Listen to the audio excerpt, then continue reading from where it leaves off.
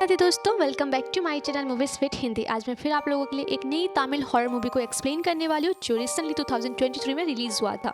तो इस मूवी का नाम है सिंक, जो काफ़ी ज़्यादा हॉरर और थ्रिलर से भरी हुई है। तो बिना कोई टाइम गवाए चलिए हम एक्सप्लेनेशन करना शुरू करते हैं। मूवी की शुरुआत में हम एक लड़की को गाड़ी के अंदर बैठा हुआ देख पाते हैं जो किसी का इंतजार कर रही थी। यहाँ पे उस लड़की का नाम नेत्रा होता है और वो अपने बॉयफ्रेंड गौतम का इंतजार कर रही होती है, जो गाड़ी के अंदर आके बैठ जाता है। यहाँ पे हमें गौतम के बारे में पता चलता है कि वो एक डायरेक्टर है, बट वो अभी प्रोसेस में ही है। वो अभी बहुत सारे ऐसे डायरेक्टर है जहाँ पर उनको अपना स्टोरी सुनाता है, बट हर जगह वो रिजेक्ट हो जाता है।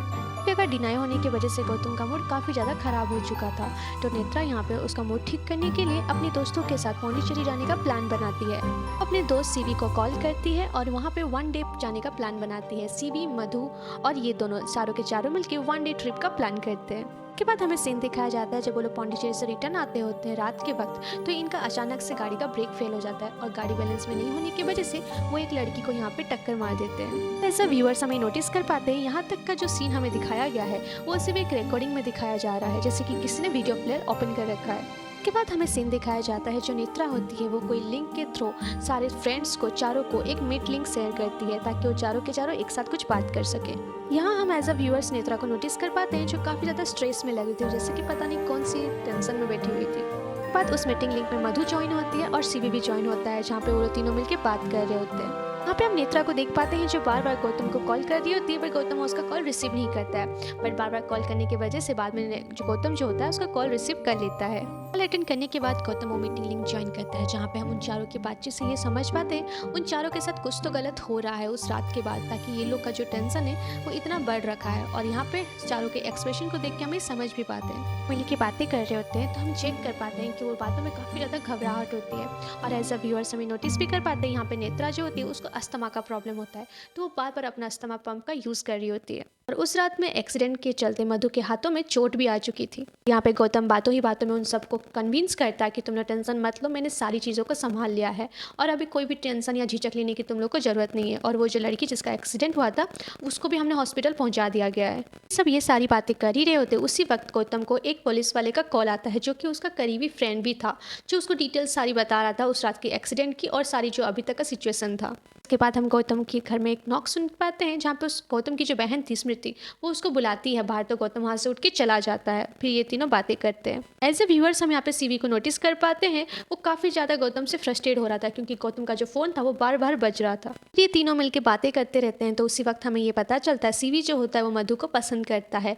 और उसी वक्त मधु की मम्मी वहाँ पे आ जाती है, तो वो सबको बताती है कि वो बेंगलोर जाने वाली थी बट उनका फ्लाइट मिस हो गया, तो अभी वो बेंगलोर नहीं जा रही है। तो मधु उनको कहती है रेस्ट करने के लिए, और मधु की मम्मी जो होती है वहाँ से सबको गुड नाइट बोल के चली जाती है। उसी वक्त गौतम फिर से रूम में रिटर्न आता है, जहाँ पे वो अपने फ़ोन को चेक करता है, जहाँ पे उसको ये पता चलता है कि उसके फ़ोन की जो बैटरी है वो डेड होने वाली है। और वहाँ पे वो सबको फिर से बातें करने लग जाते हैं। सीवी जो होता है अपना छोटा सा नोकिया लूनिया का जो ब्लैक एंड व्हाइट फ़ोन होता है वो सबको दिखाता है और उनसे बातें करने लगता है। इसी वक्त हम गौतम की बहन श्रुति को देख पाते हैं, जो गौतम के पास अंदर आती है और उसको रात को लेट से सोने के लिए बोलती है, क्योंकि उसके जो जीजू होते हैं वो घर पे आने वाले होते हैं, ताकि गौतम से वो कुछ बात कर सके। और एज अ व्यूअर्स हम ये नोटिस भी कर पाते हैं गौतम की जो बहन होती है वो प्रेग्नेंट भी होती है। उसके बाद हम गौतम को देख पाते हैं जब वो अपना फ़ोन को रीचेक करता है तो उसका फ़ोन ऑलरेडी चार्ज हो रहा होता है। और उसी बीच में वो देख पाता है कि उसको उसी पुलिस ऑफिसर का बार बार कॉल और मेल आ रहा होता है। और ठीक उसी वक्त फिर से गौतम के रूम का जो डोर बेल होता है वो बजता है, तो गौतम उठ के जाके फिर अपना दरवाजा ओपन करता है। फिर गौतम इन सबको ये बताता है उनके जो जीजू होते हैं वो किसी कलीग के साथ, फीमेल कलीग के साथ यहाँ पे आए थे। और उसी वक्त फिर से उसकी दीदी जो होती है वो रूम के अंदर आती है, बातें करने लग जाती है। तो गौतम उनको रेस्ट करने के लिए बोलता है और उनके लिए स्विगी से कुछ खाना ऑर्डर कर देता है। जब ये सारे मिलके बात कर रहे होते तो कुछ ही देर के बाद फिर से डोरबेल बजती है, जहाँ पे उनकी जो बहन होती है गौतम की वो खाना रिसीव करने के लिए बाहर जाती हैं। इधर हम मधु को देख पाते हैं जिसके रूम में एसी का टेम्परेचर बढ़ा हुआ रहने की वजह से भी उसको काफ़ी ज़्यादा ठंडा लग रहा था। वो समझ नहीं पा रही थी कि क्या हो रहा है, उसने टेम्परेचर सही रखा है फिर भी उसको इतनी सर्दी क्यों लग रही थी। इस वक्त हम गौतम के घर से किसी बिल्ली की रोने की आवाज़ें सुनते हैं, जिसको चेक करने के लिए गौतम वहाँ से उठ के चला जाता है। फिर गौतम रिटर्न आके अपने दोस्तों को ये बताता है कि उसकी दीदी और जीजू तो घर पे थे ही नहीं, का जो मेन डोर था वो ओपन ही था। ये काफ़ी अजीब बात होती है कि उनके घर पे जो उतने टाइम से हम उसके मेंबर को देख पा रहे थे एक्चुअल में वहाँ पे कोई था ही नहीं। उसके बाद गौतम कन्फ्यूज जो अपना डाउट उसको क्लियर करने के लिए श्रुति को अपनी बहन को फ़ोन करता है, बट उसकी बहन जो होती है वो फ़ोन डिस्कनेक्ट कर देती है। और इसी बीच में हम नेत्रा को देख पाते हैं जिसको लगता है कि उसको पीछे से किसी ने टच किया है, और वो जब घूम के देखती है तो उसके पीछे कोई नहीं होता है। इसी बीच में हम ये भी जान पाते हैं मधु भी घर पे अकेली थी, मतलब उस टाइम में जो उनकी मम्मी को हमने देखा था वो वहाँ पे थी ही नहीं, और ये सारी चीज़ें उनके साथ बहुत ही अजब हो रही थी। मतलब उस रात के बाद से इनके साथ कुछ पैरानॉर्मल एक्टिविटी स्टार्ट हो चुकी थी। ये सारी चीज़ों को नोटिस करते हुए मधु काफ़ी ज़्यादा घबरा जाती है और उसी वक्त वो अपने पेरेंट्स को कॉल करती है कंफर्म करने के लिए। बट यहाँ पे मधु को ये पता चलता है कि उसके मम्मी पापा जो बैंगलोर के लिए निकले थे वो ऑलरेडी दोपहर को बैंगलोर पहुँच चुके हैं। तो इसको देख के मधु काफ़ी ज़्यादा घबरा जाती है। यहाँ पर मधु को इतना घबराया हुआ देख के सीवी काफ़ी ज़्यादा टेंशन में आ जाता है और सीवी उसको पिक करने के लिए उसके घर जाता है। बट यहाँ पे एक ट्विस्ट होता है।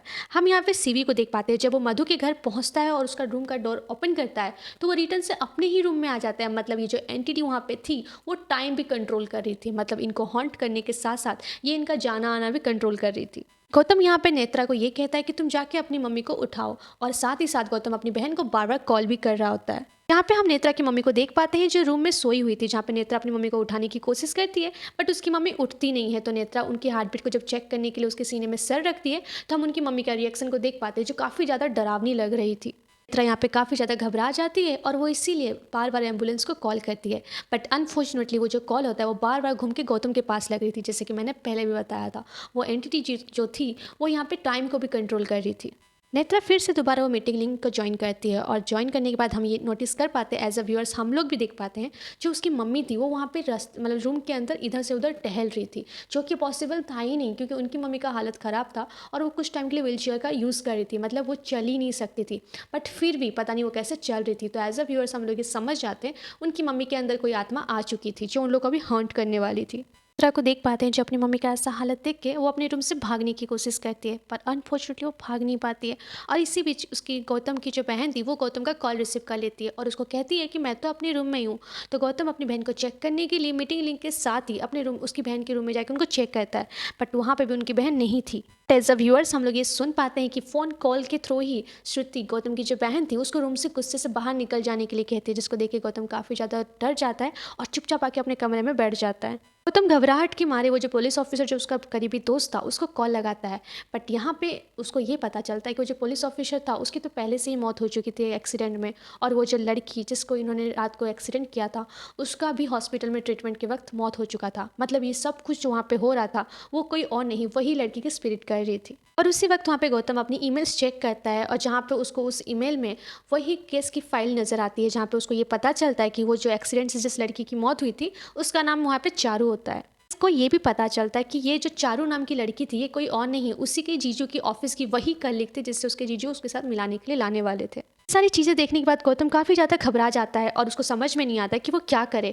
और इसी बीच में वो चारू की गोस्ट को, मतलब चारू की जो आत्मा होती है उसको ये कहता है कि वो अपने बाकी तीनों दोस्तों को भी हॉन्ट करे। और फिर क्या, उसके बाद चारू की आत्मा जो होती है उनके जो 3 दोस्त हैं उन सबको हॉन्ट करने लग जाती है। कि ठीक तुरंत बाद ही हम मधु की मम्मी को उसके पीछे आके बैठते हुए देख पाते हैं एज अ व्यूअर्स। पर मधु जब पीछे घूम के देखती है तो वहाँ पे कोई भी नहीं था। यहाँ पे एज अ व्यूअर्स हम मधु के नोटिस कर पाते हैं मधु धीरे धीरे पोजेस होने लगी थी, मतलब उसके अंदर थोड़े धीरे धीरे वो आत्मा आने वाली थी। और यहाँ पे मधु सबसे बात करती है और सबके जो राज होते हैं वो रिवील करने लग जाती है। हम गौतम को घर पे भी देख पाते हैं, जो गौतम के घर में किसी बच्चे की रोने की आवाज़ आती है और मधु जो पोजेस हो चुकी है उसको ये कहती है कि तुम जाके उस बच्चे की रोने की आवाज़ को चेक करो। तो गौतम जब उस बच्चे की आवाज़ को सुन के उसके तरफ जाने की कोशिश जाता है तो वहाँ पर वो अपनी बहन को एक बच्चा पकड़े हुए देखता है, और जब वो बच्चे के पास जाके देखता है तो वो बच्चा होता ही नहीं, वो तो एक खिलौना होता है जिसको लेके उसकी बहन उसके रूम में चली जाती है। और गौतम उसके पीछे पीछे जाता है। जब वो जाके उस रूम में चेक करता है तो उसकी सिस्टर वहाँ पे होती नहीं है, जिसको देख के गौतम और भी ज़्यादा डर जाता है। यहाँ पे हम मधु को देख पाते हैं जो सीवी को ये बताती है कि मधु तुम्हारा प्रपोजल एक्सेप्ट करने वाली थी, और इतना ही नहीं वो तुम्हारे बर्थडे के दिन तुम्हें प्रपोज भी करने वाली थी। बट वो जिस दिन आई थी उस दिन तुम उसी मधु की ही बेस्ट फ्रेंड के साथ गुल्लू गुल्लू करते हुए पकड़े गए थे, जिसके वजह से वो तुम्हें और पसंद नहीं करती है। इतना ही कह के सीवी को वहाँ पे मधु अपने आप को ख़त्म कर लेती है। हम सीवी को देख पाते हैं जो ये सब चीज़ें देख के काफ़ी ज़्यादा घबरा चुका होता है, और उसी वक्त सीवी का जो पुराना फ़ोन है उस पर मधु के घर का जो लैंडलाइन नंबर होता है उस नंबर से कॉल आता है। यहाँ पे सीवी को अपने आप में इतना गिल्ट फील होता है कि वो अपनी गिल्ट को दूर करने के लिए मधु से मिलने के लिए निकल जाता है, और वो घर से निकलते उसका एक्सीडेंट में वहाँ पर मौत हो जाता है। अब यहाँ पर सिर्फ 2 ही आदमी बचे थे, एक गौतम और एक नित्या। जहाँ पे ये दोनों काफ़ी ज़्यादा घबरा चुके थे। तो गौतम यहाँ पे नेत्रा को शादी के लिए प्रपोज करता है, और यहाँ पे हम नेत्रा के घर पे देख पाते हैं जब पैरानॉर्मल एक्टिविटी स्टार्ट हो चुकी थी। नेत्रा के घर में बहुत ही अलग अलग चीज़ें हुई थी, जैसे कि दरवाज़ा अपने आप खुलना बंद होना, खिड़की में नॉक होना, कहीं पर कुछ आवाज़ें होना जैसे कि कोई किसी को बुला रहा है। ये सारी चीज़ें होने लगी थी, जिसको देख के नेत्रा काफ़ी ज़्यादा डरने लग जाती है और रोने लग जाती है। तो गौतम यहाँ पे नेत्रा को लाइक करता था, इसलिए वो उस एंटिटी को, उस आत्मा को कहता है कि वो आके गौतम को ख़त्म कर दे।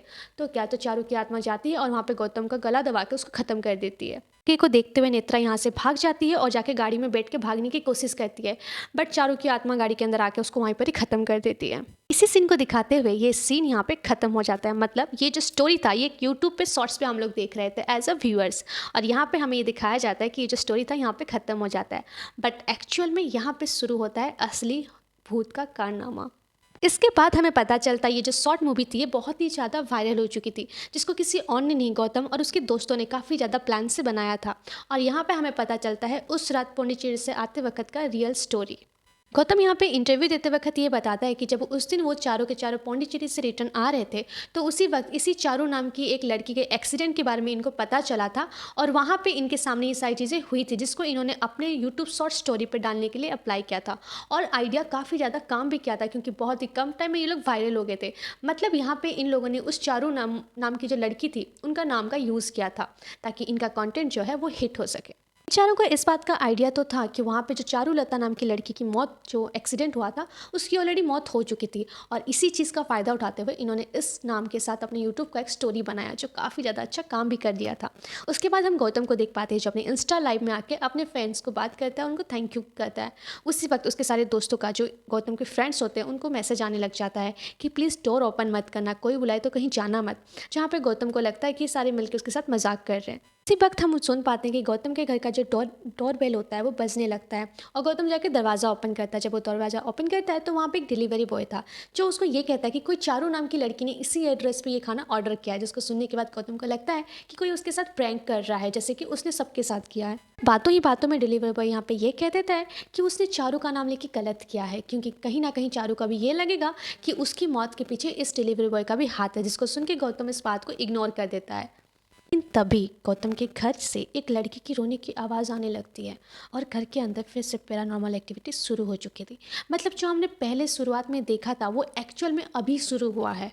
जिस चारू का नाम लेके इन्होंने पूरी मूवी बनाई है, उस लड़की का जो एंटिटी था, मतलब जो आत्मा थी, वो आके अभी इन लोग को परेशान कर रही थी, मतलब इन लोग को ख़त्म करना चाहती थी। पे हम गौतम को नोटिस कर पाते हैं, जब वो अपने रूम के अंदर जाता है तो उसको वहाँ पे चारू की आत्मा दिखाई देती है। मतलब चारू का जो डेड बॉडी था वो उसी रूम में पड़ा हुआ था। सारी सेम चीज़ें उसके सारे वो 3 दोस्तों के साथ भी हो रही होगी, जिसकी वजह से वो लोग उसको इंस्टा पे लाइव पे ये मैसेज बार बार कर रहे थे कि डोर ओपन मत करना, चाहे कुछ भी हो, कहीं बाहर मत जाना।